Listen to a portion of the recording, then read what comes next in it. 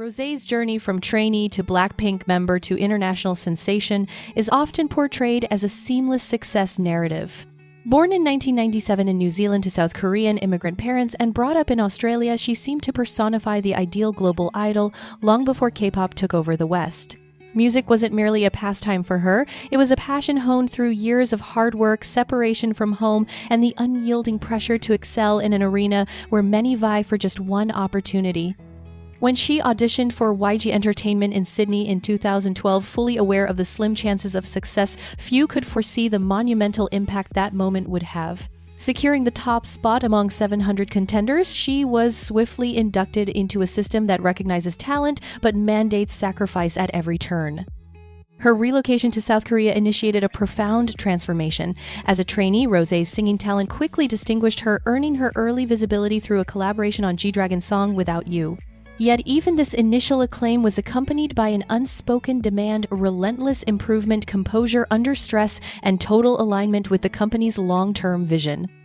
After 4 years of rigorous training, she debuted with BLACKPINK in August 2016, and the group's rapid success redefined the landscape of global K-pop almost overnight. Records fell, charts were dominated, and Rosé emerged as a recognizable figure not just in Asia but throughout Western pop culture. Nevertheless, immense success seldom comes without scrutiny. As BLACKPINK's fame surged, so did the pressure on each member to validate their individual worth beyond the group. When Rosé unveiled her inaugural solo single album in March 2021, the expectations were already perilously high. On the Ground didn't merely succeed. It broke industry records, making her the first Korean solo artist to reach the top of the Billboard Global 200.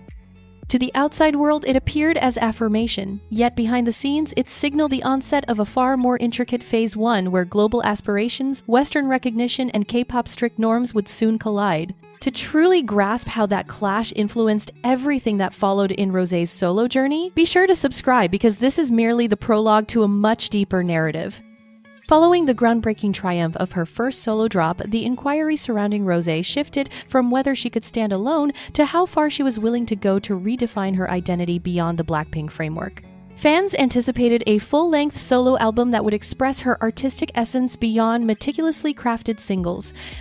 What they hadn't foreseen was the magnitude of her subsequent move. Behind closed doors, Rosé renegotiated her relationship with YG Entertainment and joined Atlantic Records for her solo endeavors, a choice that subtly indicated a change in priorities. This was no longer just about music. It was about carving out her place in the Western industry where K-pop idols are now viewed not as novelties but as direct rivals. In October 2024, that strategy became undeniable. With little notice, Rosé dropped the announcement for APT, a collaboration with Bruno Mars, just a day before its launch. The abruptness alone was enough to stir discussions, but the ensuing reactions propelled the song far beyond the usual K-pop chatter. APT didn't solely rely on streams from diehard fans. It spread organically, reaching audiences who had never before engaged with K-pop. Western media extolled its production quality, accessibility, and its global essence while retaining its Korean roots. In South Korea, critics hailed it as yet another landmark for K-pop's cultural reach, drawing parallels to the viral phenomenon of Gangnam Style over a decade prior. Nevertheless, the praise carried an underlying tension. While APT dominated Korean charts, Rosé's promotional efforts were clearly directed at the West. She made just one appearance on Korean television, opting instead to focus on international interviews and broader exposure. To some, this seemed like a logical strategy for an English-language project led by an artist raised outside Korea. To others, it felt like a forsaking of her home audience, a signal that domestic fans were no longer the priority. As idols and influencers promoted APT through challenges and mentions, skeptics questioned whether Rosé even needed to return home to thrive. The friction between global ambition and local tradition was escalating, revealing that APT was more than just a catchy tune. It represented how significantly Rosé had shifted from the conventional K-pop trajectory and how unsettling that transition was for segments of the industry.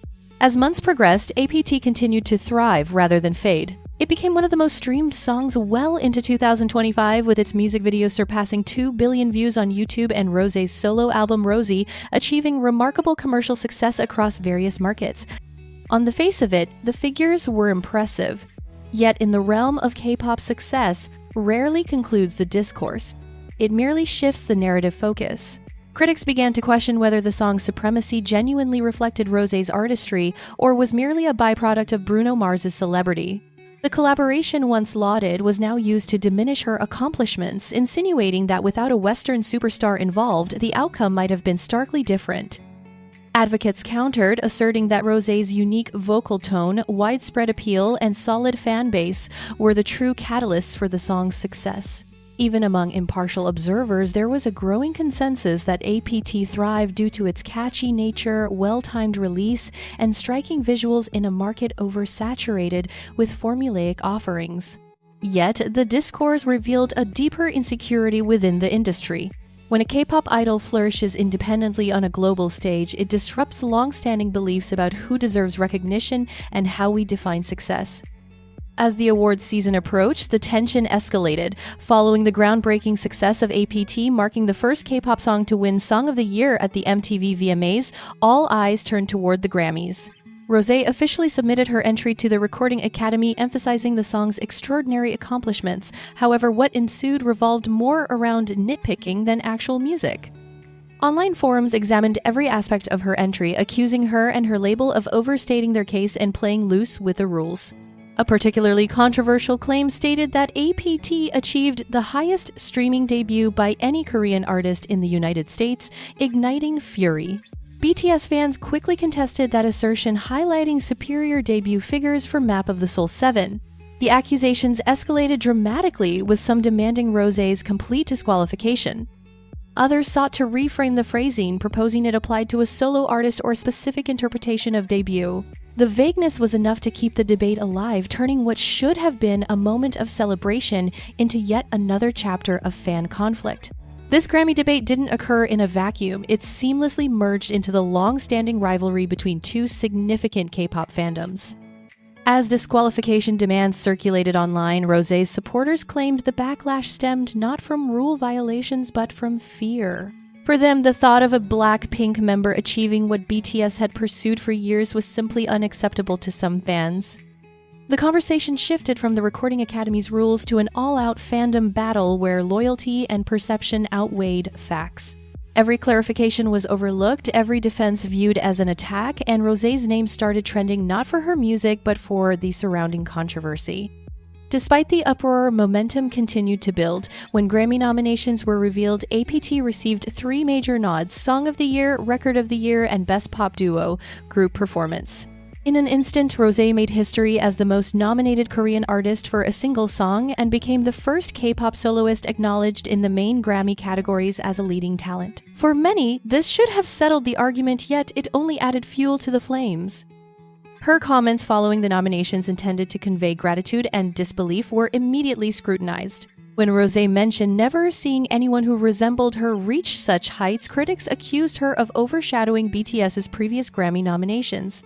Yet again, context was lost in the anger. Supporters countered that her remarks celebrated solo representation and female artists, not a dismissal of others' achievements.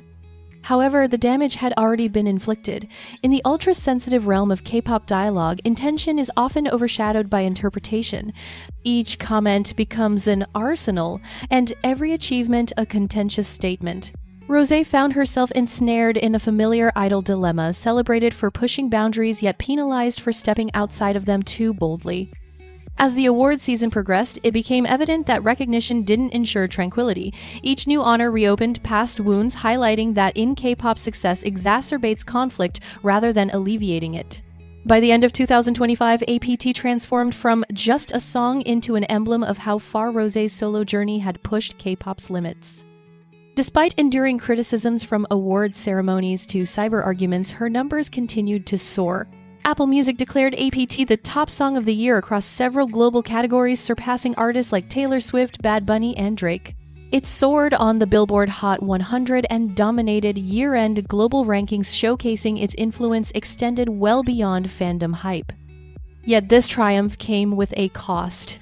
Every victory reignited debates about fairness, bias, and who genuinely merits worldwide acclaim. Rosé's path unveiled the harsh reality behind K-pop's global surge fame, intensifies scrutiny, tension, and conflict just as much as it invites applause.